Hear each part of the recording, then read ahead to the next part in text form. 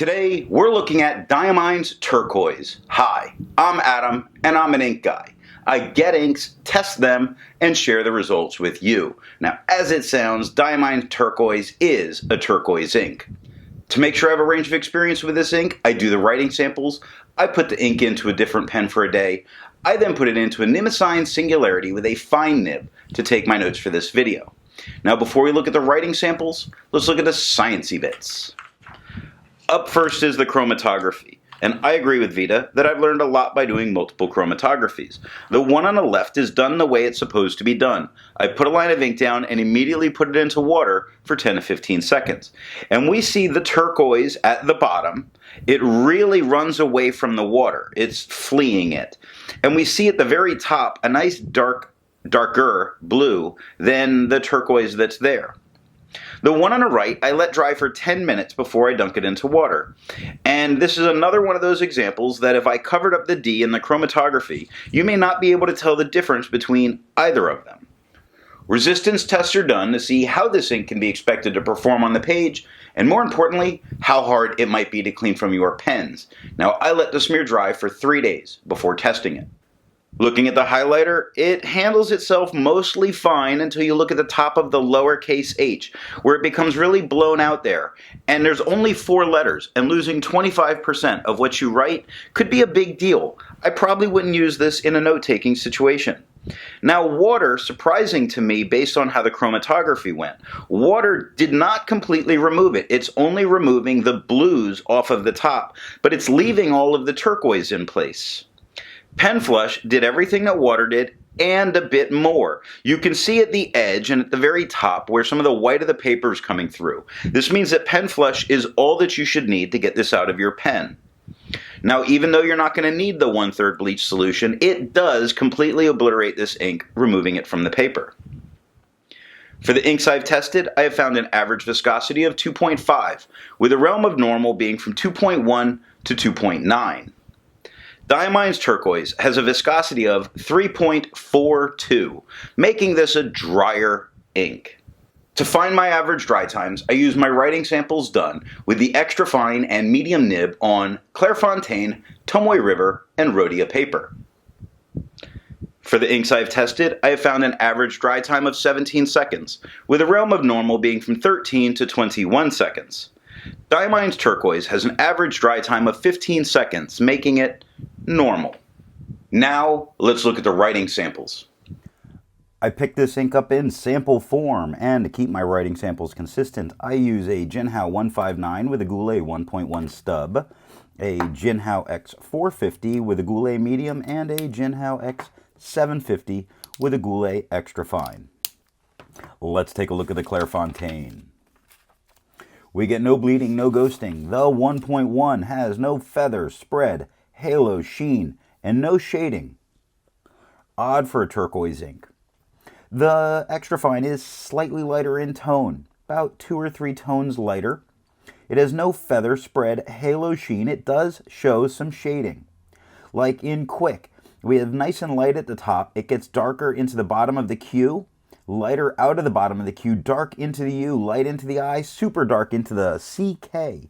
Very nice. And it does that quite a bit throughout the extra fine writing sample. It took 9 seconds to dry. Now the medium is the same tone as the extra fine. It has no feather, spread, halo, sheen, and it has some beautiful shading. The same thing is going on with Quick. It starts with nice and light, gets nice and dark, gets light out of the Q, dark into the U, very dark the rest of the way through the word Quick. Brown starts nice and dark, works its way lighter, much darker on the N.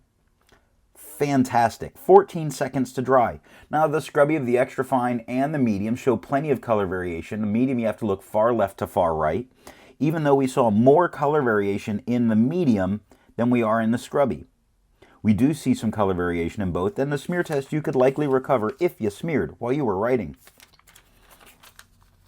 Tomoe River. No bleeding, minor ghosting. The 1.1 has no feather, spread, halo, sheen, and no shading. The extra fine is the same tone as the 1.1. It has no feather, spread, halo, sheen, and no shade, 16 seconds to dry. The medium is the same tone as the extra fine and the 1.1, with no feather, spread, halo, sheen, or shade, 22 seconds to dry. Now the scrubby for both show no color variation, and we didn't get any. In a smear test, you could recover this if you smeared while you were writing. Rhodia. No bleeding, no ghosting. The 1.1 has no feather, spread, halo sheen, and it has some shading. It does have some. It's darker on the beginning of Diamine. The M gets a little lighter, and then it gets darker again. So it's only a little bit lighter on the M. In turquoise, it's a nice dark. It works its way in, and during the S, it gets lighter, and then it gets darker again during the S, and back out dark on the E. So there is a little bit, just not a ton. The extra fine it's lighter. It's like 1 or 2 tones lighter. It has no feather, spread, halo sheen, and no shading at all. 11 seconds to dry. The medium is darker than the extra fine, about as dark as the 1.1.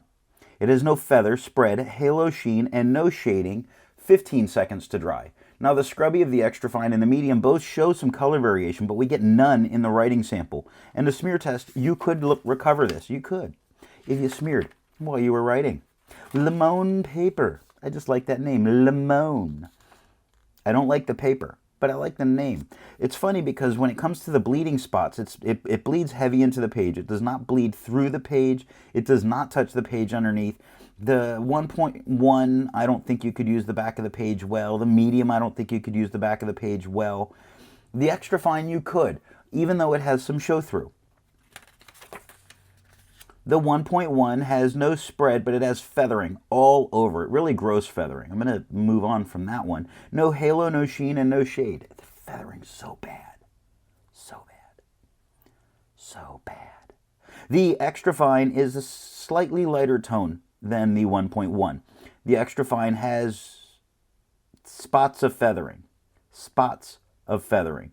Even though it's not going to, do a lot for properties, in the K, where more ink goes, it feathers. But I see feathering in the C of seconds, where there's less. Feathering in the S of jumps.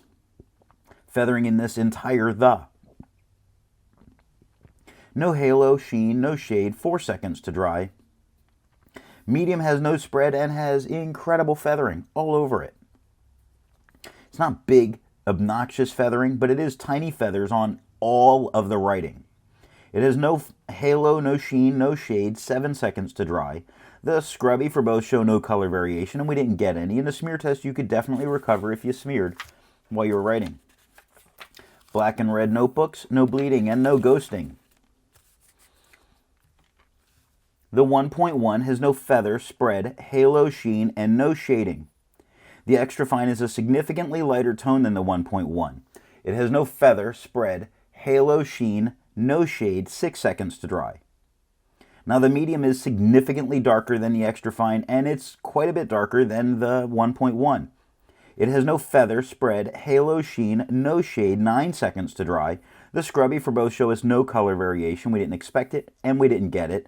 And the smear test you could recover if you smeared while you were writing. Giallo, it's my last paper here for this. It has no bleeding and no ghosting. And this ink looks pretty good with the gray toned background. So this paper's had a hard time finding inks that look good on it, but this one does look good. The 1.1 has no feather, spread, halo, sheen, no shade. The extra fine is a lighter tone than the 1.1 with no feather, spread, halo, sheen, spots of shading. Spots of darker like the K in quick, the X in fox, the D in dog, the A in lazy, all darker letters. It's there, it's possible. It just doesn't come through on most papers. It took 4 seconds to dry. The medium is significantly darker than both the other writing samples. It has no feather, spread, halo, sheen, and no shade, 8 seconds to dry. Now the scrubby of the extra fine, when you pick that far left, you see it has plenty of color variation. And it did offer some color variation. The medium shows none, and we got none. And the smear test, I do not think you could recover this one if you smeared while you were writing. And that is all that I have for the writing sample. Instead of finding inks that look like Diamine's Turquoise, I would prefer to find an ink that complements its color on the page. I've chosen Diamine's Saddle Brown because it is a beautiful brown to go with this turquoise. Before I give my opinion on this ink, I would ask, if you've enjoyed this video, give it a thumbs up. And if it's your first time here, I would invite you to subscribe.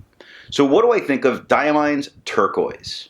Now, I enjoy Diamine's inks and I enjoy turquoise inks, but this one left me feeling wanting something else. There's something about this ink that's just kind of uninteresting and boring. Not boring in a good way that's super predictable. Boring as in uninteresting for this particular ink for me. Thanks for watching.